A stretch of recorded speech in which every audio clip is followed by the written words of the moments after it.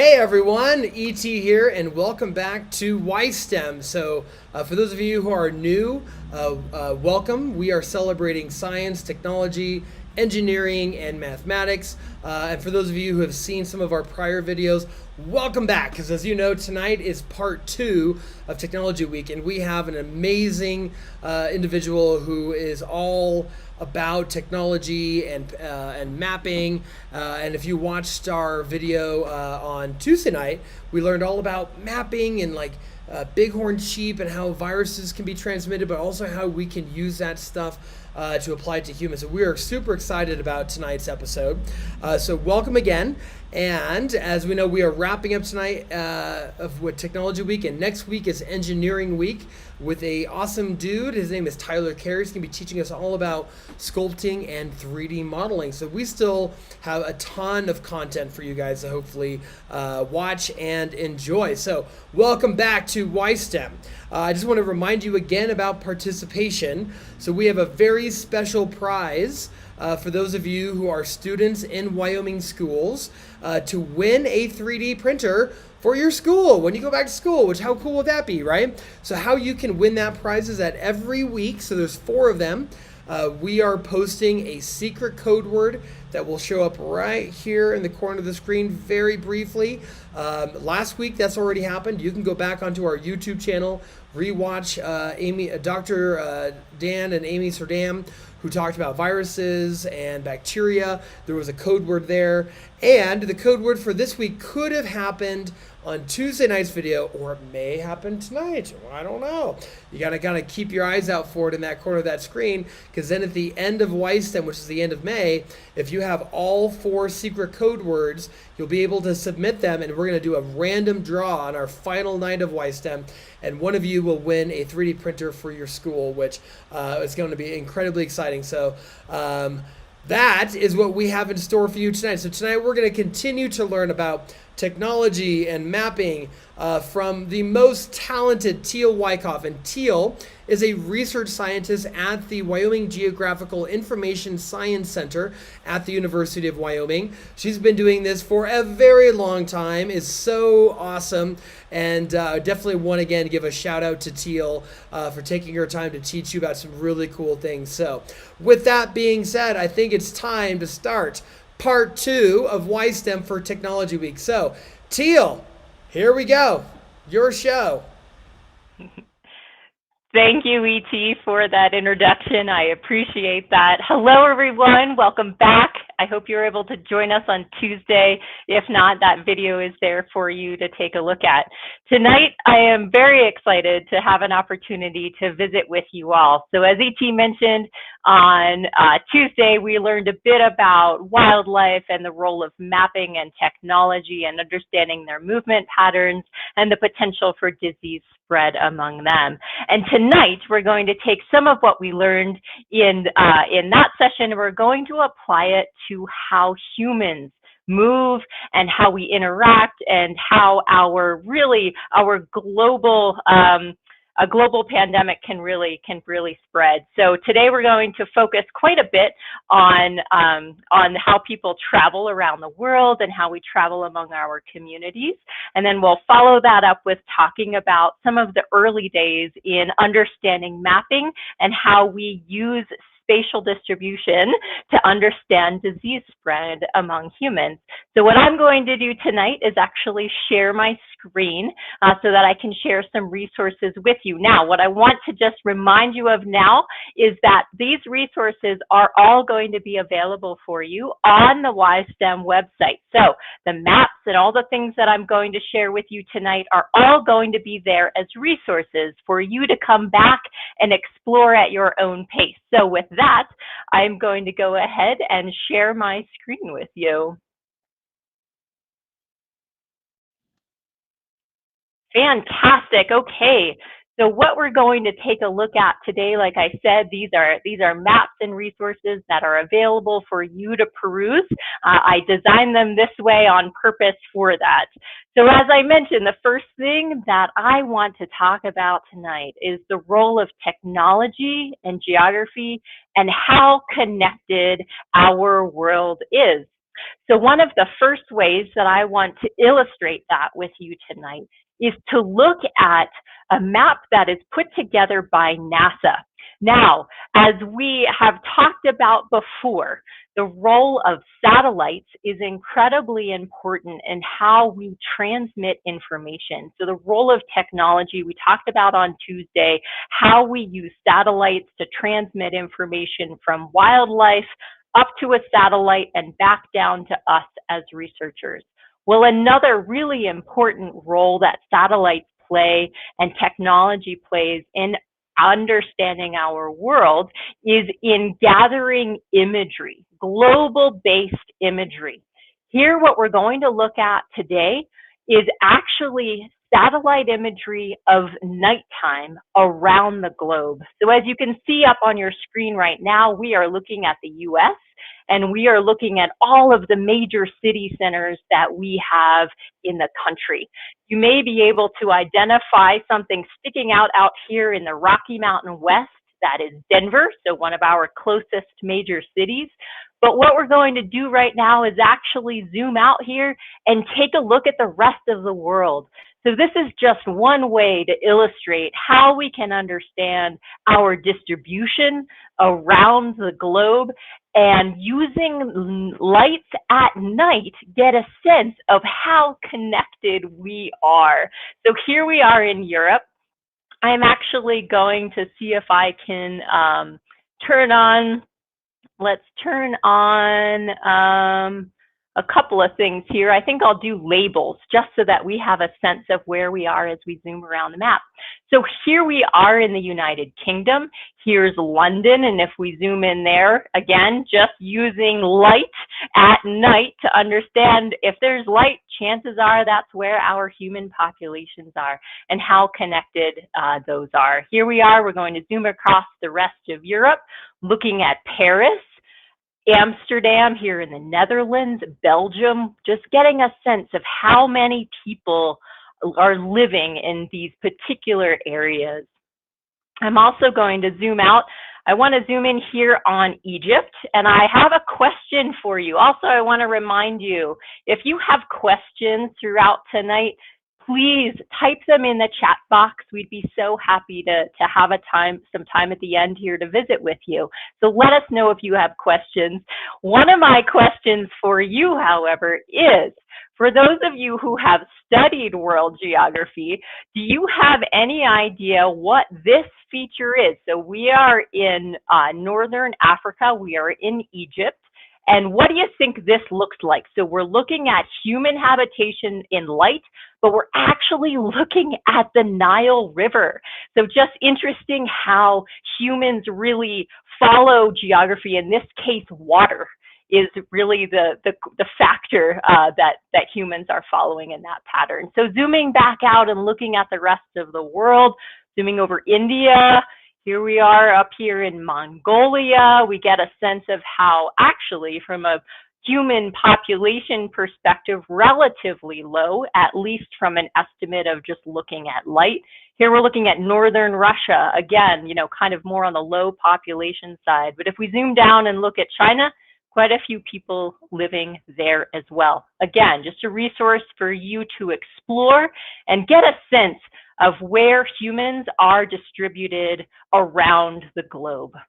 And with that, I'm going to switch back over and we're going to take a look at how those places that we just looked at in that night map, how those places are connected by air travel. So this is one of the ways in which humans can really circle the globe in a matter of hours.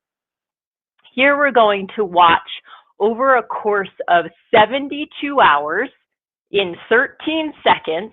You'll notice that we are actually seeing the path of the sunlight going over. I'm going to play that again for you. So we see the path of the sun coming across, and we see the flights that are highest density during the day. Here, let's focus on the US. They decrease at night as that pattern comes across. But just to give you a sense of how many flights are occurring around the globe at any one time, I'm going to show you one other way that we can look at that. Now, this is actually an interactive map that I'm going to open for you. Again, a resource that you can come back and visit and explore to understand our connectivity. Now, this is looking at the same concept of flight patterns, but here we're looking at them as static connected lines. So again, another way to illustrate just how connected our world really is. So here, if we're looking at the US, we have flights that are going out to Hawaii, flights that are going to Tokyo, Japan, into Hong Kong, into China.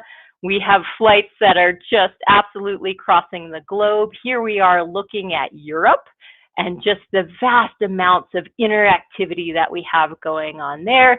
And then the connectivity from Europe to the Eastern US and really across the US as well.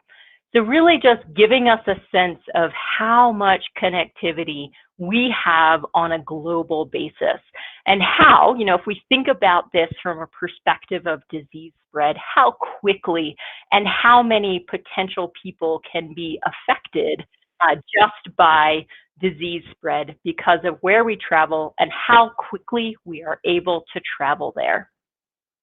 Now, looking back at our story here, I want to point out also a map here that is just looking at connectivity right in the US.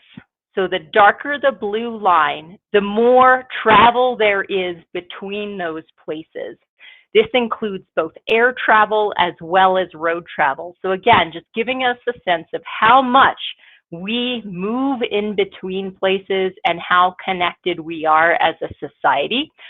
Also in this map, we can even see how connected we are to some of our neighbors in North America. Now I want to show one more example of connectivity before we move on to our next topic. I'm going to use an example of cell phone data to really zoom in at a finer scale than what we've been looking at to get a sense of this. Now, I would like you to this example is from Florida, and it's a tourism example from there. But a couple things I would like you to frame this in. For one, in Wyoming, what do you think? Do we have some pretty hotspot tourist areas in our state? Do you think that we could translate what we are about to learn from this video to some of how we operate in our state? And I would say that, yes, we certainly do have tourist areas. We may not have very large international airports, but we certainly have interstates that cross our state. In fact, we have 3. So now we're going to do a quick view of this particular video.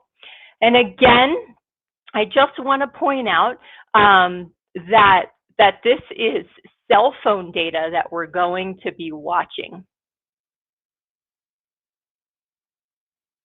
So here we are zooming in on a particular area in Florida.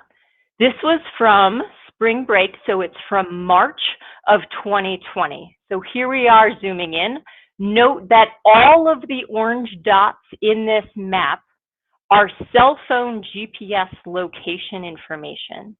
What we're watching right now is taking a very small segment in time of that data, of those data, and then we're going to just grab this subset that's being highlighted in blue, and we are going to watch where those phones go over the next several days. So remember, certain subset of people, 1 week in March, and where did they go?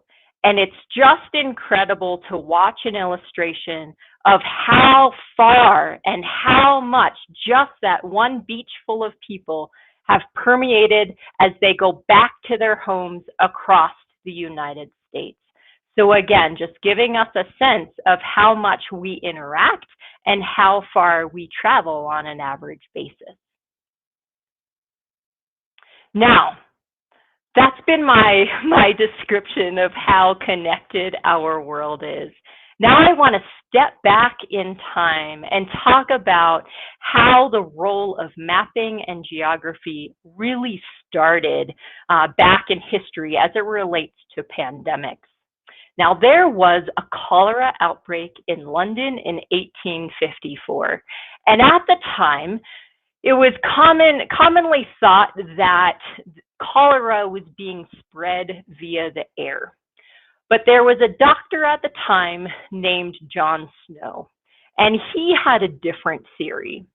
He found that the folks who were getting sick were all in one particular community in the city. And so he decided to do some sleuth work. This is his map from 1854 that he drew. And what he found was that actually it was water that was the cornerstone of the illness. He found that the one thing that all of the people he surveyed had in common was that they all got water from one well. Now, before we take a look at yet another interactive map that is a resource for you, I just want to talk about a couple things to think about as we look at it.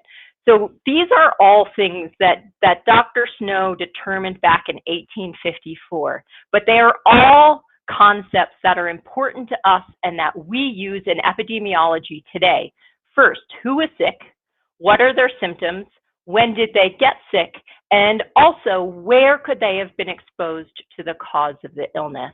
So again, a set of principles that we have been using for a very long time.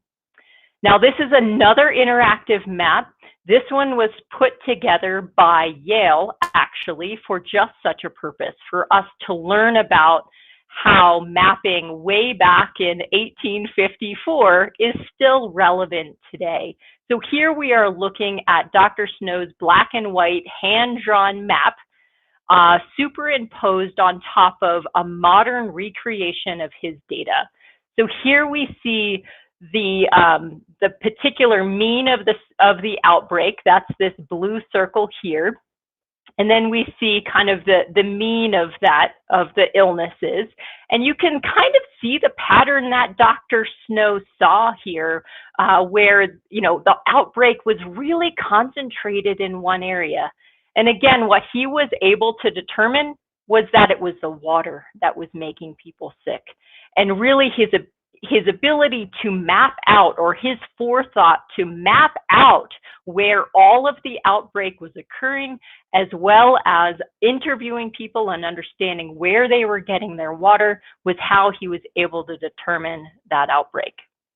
So again, taking, our knowledge from what he learned back then and applying it to today. So we are in the midst of a pandemic, a global pandemic.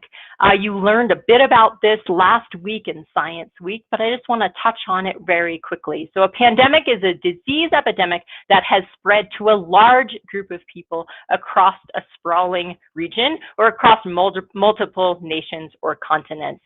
In this case, we really are seeing cases in almost every part of the world, every country in the world. This is a map just from yesterday, showing us per capita where those cases are occurring.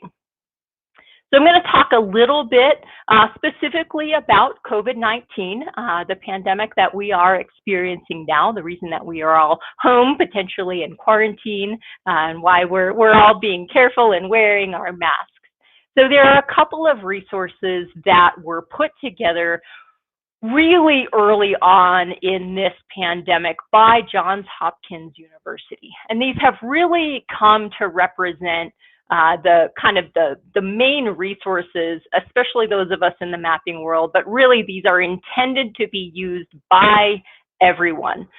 This is a simple platform. It is an online map that is made available publicly, and it serves as what we call a dashboard. So again, leveraging the power of technology and geography or mapping to understand, to be able to look at one page and see where are these cases occurring around the world, and then just to be able to get a digest of some numbers. So here we are looking at the world. Here is North America. We can also look at some of this information just for the US as well, but just an interesting place to come and interact with some of the information. Where do we have active cases? We can see even just visually, less active cases in Asia, more active cases, as we are aware, in North America and in Europe. We can also look at things like incidence rate and the testing rate. How much are we testing? So here I'm going to switch over just for a minute and take a look at the US map. So here in the US, we here in Wyoming, as we know, have a relatively low incidence rate for our population. But we can also compare that to what we're seeing in all of the other counties in the US. And so here we are looking at the US, and we can also get a sense just by turning on the legend or the key for the map where we are seeing confirmed cases that by 100,000 population is how these numbers are broken down. And while we may be a small state with a very low population, you can see that we do have a little bit of this very dark purple, or that highest incidence rate occurring here in Wyoming. Now, one other component of this that I do want to talk about also is not only the map and that information, but also there is a variety of additional information that we can explore in addition. So here we are looking at, again, this is still Johns Hopkins information, but here we're going to look at some of those data sets just in graphical format. Again, the power of technology. So here we are leveraging live data in the background. So as this information is collected and compiled, it's being fed right here, via the internet onto a screen where we can actually start to see trends and be able to compare across countries around the US. So just a shout out to the fact that not only are we relying on a variety of technology, but also on broadband, on internet, to be able to translate all of this information via the internet platform. So really understanding some of the critical trends that are occurring around the world and being able to do that in a flash seamlessly is really just an incredible example of the power of technology and mapping.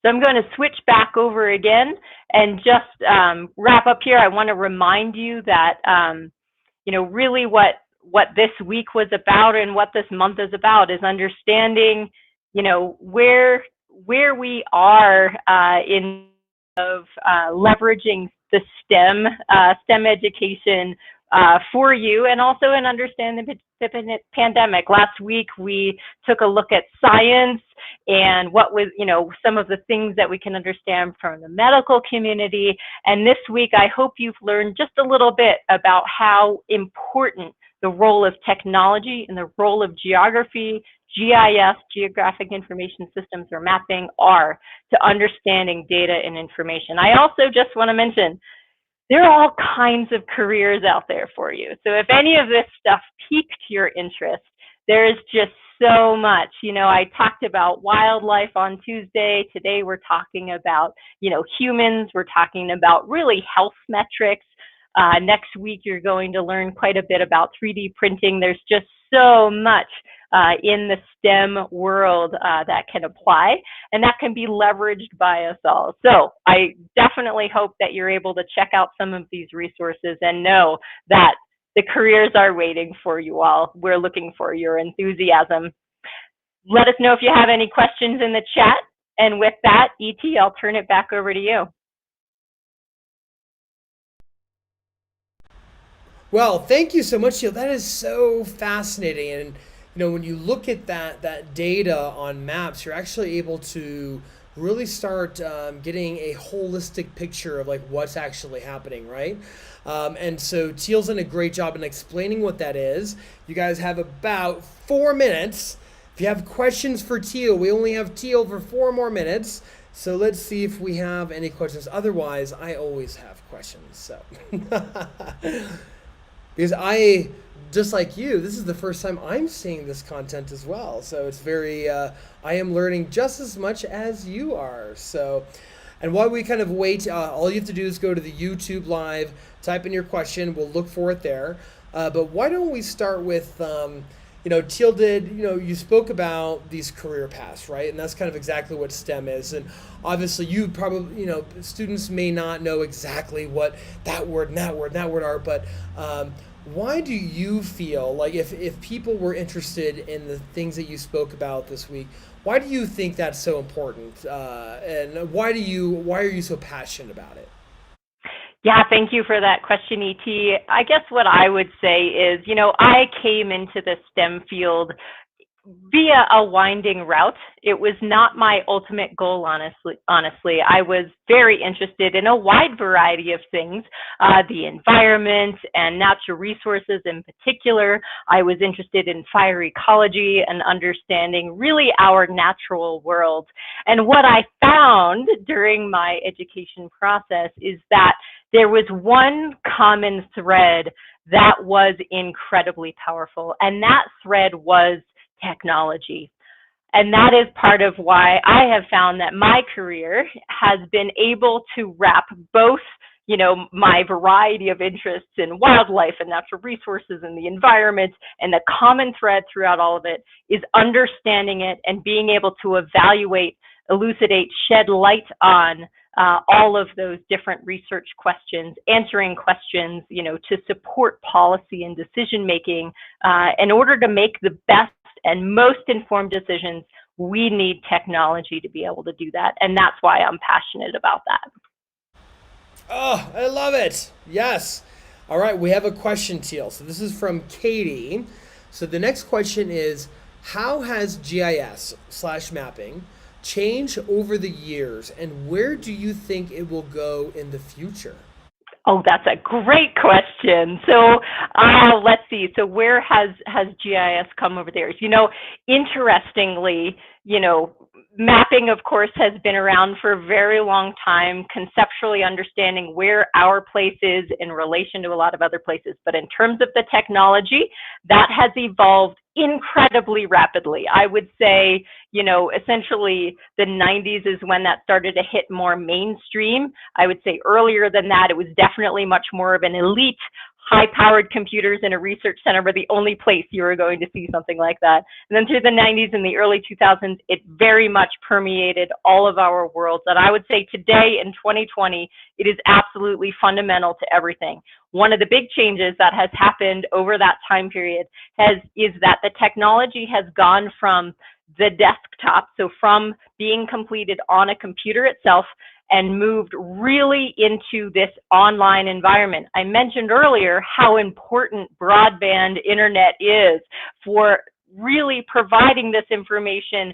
rapidly around the world in a split second. So important for us. And really, I would say that now the future of GIS is right now and is moving more and more into an online, dynamic, cloud-based environment where we all have access to these resources. It is not just an elite research center technology. It is for everyone. Woo! Yeah, that's awesome. And so, I probably got really exposed to GIS and mapping and data and technology maybe just a few years ago.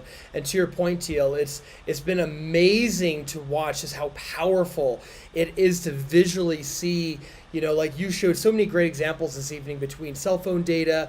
They're at the Walt Disney Park and they go this way, and the planes. And so if this is the first time that someone has been exposed to mapping technology and GIS and geospatial type things, and I'm excited to learn more. Where, after watching this video tonight and watching your video from last night, if I was interested in learning more about this career path, where could I go as far as the next step? Great question. So what I would say is, for one, if you are in elementary school, I would say go ahead and ask them if they have access to the software. So I mentioned that a lot of this is becoming cloud-based now, and there are just incredible resources that are available right online. So you don't necessarily need to download a software or have anything installed on a computer or anything like that. If you have an internet connection and you are able to access the internet, there are a wide variety of resources out there.